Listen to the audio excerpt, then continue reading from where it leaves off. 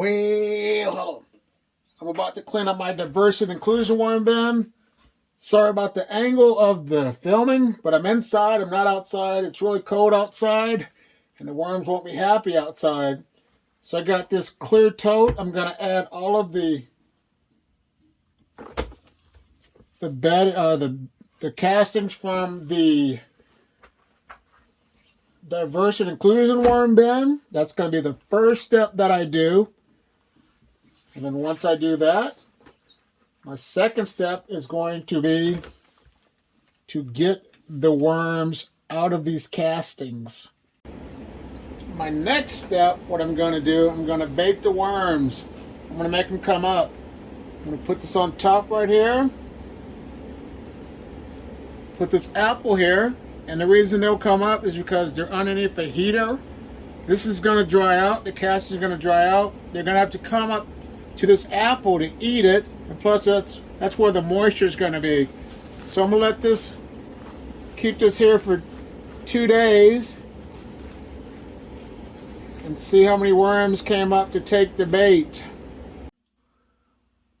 The next step, while I'm waiting for the worms to take the bait, I'm going to clean this out with warm soapy water.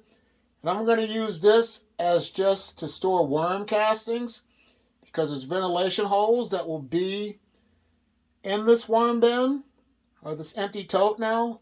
And that way, if worms are in the castings, they'll survive because they'll have air. But I'm going to wait and see if those worms took that bait. Let me see how many worms got baited into this trap.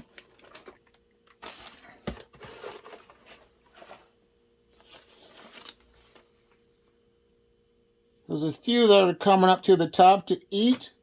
So I'm going to go ahead and pick those out. And keep baiting out some more worms. It's been a couple more days. I'm going to see how many more worms got baited into this with this apple. So let's sneak up on them because worms are quick. So on the count of 3, let's count down. 3, 2, 1. What do we got? What do we got? Boom! A nice healthy worm ball. So my next step, what I'm going to do is prepare to harvest my castings. So on that note, you're going to have to figure out the size of a sifter that you want to use. So watch this video, and I'll see you in the next one. Bye.